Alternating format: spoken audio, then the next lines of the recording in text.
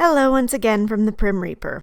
I'm incredibly busy with a 2-course semester at the moment, so I want to try and do a couple of faster-paced videos for the next little while. And lo and behold, in the spirit of Mother's Day, I came across an advertisement for something or other. I'm clearly not living in the part of the world where this company is going to be relevant to me. But the message it sends is indeed very relevant. Relevant, that is, in the style of anti-male messages we've been seeing for a long time now. I'll link the full video down below for you to check out, but here are a few quick sped-up clips from it so that you get the idea and so that I don't get in trouble with the copyright gods.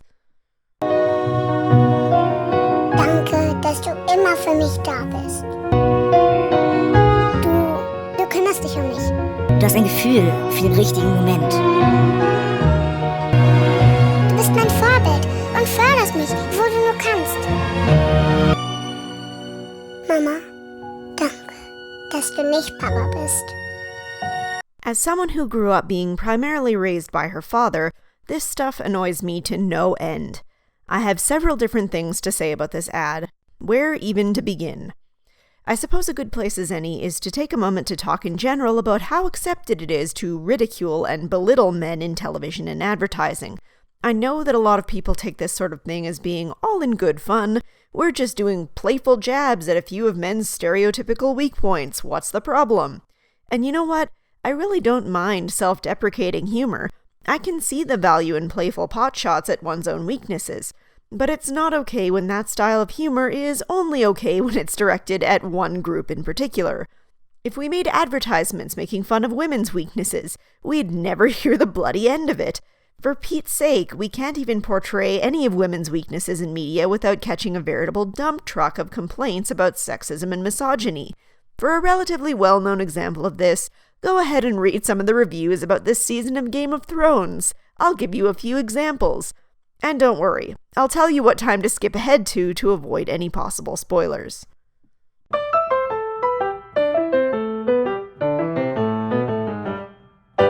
Disheartened isn't even the right word. I am exhausted by Mad Queen Dany, with the kind of fatigue that leads to jaw-cracking yawns and deep resigned sighs. The notion that this sprawling story about epic political gamesmanship, the corruption of power, the things we inherit from our families, the people we choose to love, and the inevitable and inescapable march of death would ultimately hinge on a trope as painfully stale as, and then the scary, powerful woman goes crazy, is, to be frank, boring. That Dany's madness is preordained only makes it worse because it extends the umbrella of Game of Thrones' unoriginal obsession with the emotional instability of women over a longer time frame.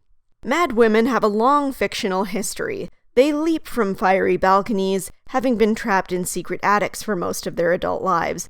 They lose their minds after having children, or having failed to have children, or after their children die.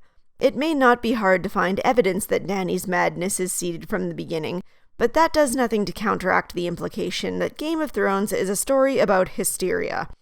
If it's always been pointing towards Dany's madness, then it has always been a story about a woman who tries to take command and whose ambition, trauma, and inability to have nice, chubby, living human babies makes her mind unfit for the task. But even with so many loose threads starting to come together, showrunners still manage to shock fans as the world of Westeros seems to have finally driven Daenerys Targaryen insane. Despite the intimidating might of her dragon, Daenerys decides to methodically burn King's Landing to the ground, massacring the citizens she's spent so many seasons claiming she wants to save. The moral here is that war makes everyone look bad, but it's unfortunate that the showrunners had to turn a female lead into the stereotypical crazy woman to get this message across. Unlike in the show, the novels describes many of the biggest surprises from the character's viewpoint. In this first-person perspective, the events make more sense. Ned believes the world is honorable. Catelyn and Robb believe their allies have their backs. Losing that connection is a mistake. Daenerys would almost certainly have been better served by being able to narrate her own thought process ahead of her apparent moment of madness. Instead, bells rang, and a woman who had been hanging by a thread, driven to the brink by a patriarchy that does not want her, snapped. But so much of this last stretch has been about the dangers of women in power, really. Whether it's Cersei with her bitchy capriciousness, or Dany with her haughty demands and lack of deference, A lot of Game of Thrones has been good men wincing in horror at the terrible things women do when handed the keys to power. Not a great look, to be honest. Then again, this is Tits and Dragons, the TV show, so any pretensions the show has towards a progressive view of women is lip service. Let's put aside all of the horrible, horrible things that several of the male characters in the show did and stick to my point. So it's not that a character with a strong family history of mental illness is succumbing to that brand of unwellness herself, even though it was admittedly rushed all to hell and felt completely unearned. No, she's being portrayed as hateful and scorned just because she's a woman, and she's been portrayed negatively all season because she's a woman, and now there's a more qualified man able to take the throne, and this is all just a metaphor for how women are marginalized in our society. It's not that Arya Stark's victory over literally the entire White Walkers that had been being built up as a serious threat over every single other season of the show and that decimated the entire rest of the massive army before them with a simple knife poke to the leg felt perhaps a teensy bit anticlimactic. No, it's clearly because she's a woman, and all of these neckbeards are obviously just mad that a woman had some time to shine. It's not that Sansa has basically been the show's whipping bitch for all except the last 2 seasons and has therefore become jaded and distrustful of authority figures. No, it's obviously because she's a woman and now she's just being catty and showing some queen bee syndrome with the other woman leader coming in on her and her brother's turf. Oh, and don't even get me started on how misogynistic it was in the first place to have her suffer so much during the rest of the show. And we can talk all day about how good or bad we felt all of these story points were. Frankly, I have thought at many points that this season is quite crap, and it obviously has nothing to do with any of the criticisms I've showcased here, but I don't want to stray too far from my point. I just wanted to provide a really easy and timely example of exactly what I'm talking about, where we can't so much as even suggest a single female character might have something resembling a character flaw without people claiming we're making a general commentary on how much women suck. So, given this blatant double standard, yeah, I have a little bit of an issue with how common it is to portray men, especially fathers, as bumbling idiots who can't even manage a hairbrush without the help of their eminently capable wives. Which brings me to my next criticism. Are we, as mothers, wives, girlfriends, or just as women in general, so insecure about ourselves that we can't even talk about our positive qualities without also denigrating men at the same time?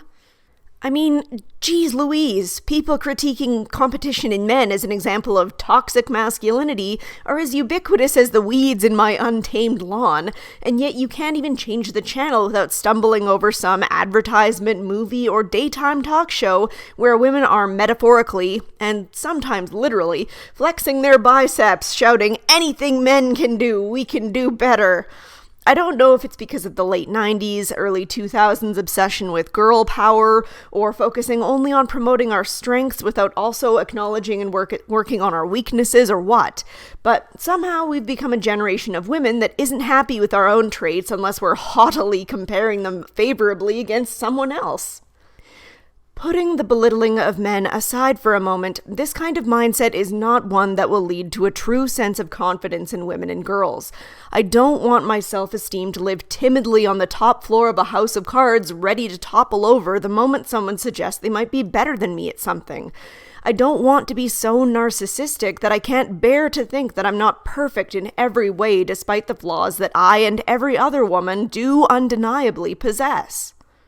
Walling ourselves off from the very thought that we might have things that we want to work on to improve ourselves behind the idea that, no, we're awesome because look at how much better we are than men at X and Y, is not a road to confidence. It's just a road to egotism. These kinds of advertisements aren't in service of women as much as some people might think. But enough about that. Let's go back to the whole point I wanted to make this video in the first place. The disrespect that this advertisement shows for men. Let's more critically analyze the content of this video. We have a few examples of fathers trying to interact with their children and struggling in some way or another. A father trying to make food for his baby, a father trying to play ball with his daughter and accidentally hitting her with it, a father accidentally walking in on his son chafing the carrot, a father... What, being comfortable in his own skin under his own roof that he presumably works 40+ hours a week to pay the mortgage on? The audacity of him. The audacity. And it all culminates in the disgusted children rolling their eyes and gazing over lovingly at their put-together mother, thanking her for not being dad. If there is a message other than the mean-spirited jabs I've talked about here, it fails to come across.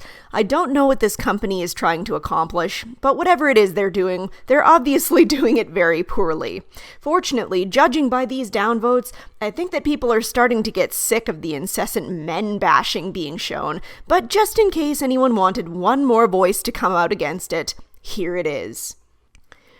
Do not even think about trying to impress me by insulting the father of my children.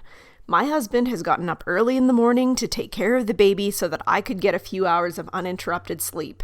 My husband looks after our daughter so that I can have a warm bubble bath alone, so that I can go out and decompress and talk with my friends, so that I can record this video right now. My husband has been a loving and dedicated partner in caring for me and my needs in the exciting but nevertheless trying early months of our child's life. My husband has been a loving and dedicated father who is every bit as much of an effective parent as I am. I wouldn't be able to do everything I'm doing now without the help of my husband. Don't you dare presume for a second that I'm in any way going to appreciate you trying to hold me up by standing on the back of my husband's efforts. Kindly miss me with that asinine, man-hating garbage. Thank you very much. And to all those other women who don't need to crap on their husbands in order to feel like a good mom to their kids, happy belated Mother's Day. To everyone else, thank you so much for watching, and I hope to see you all in the next one.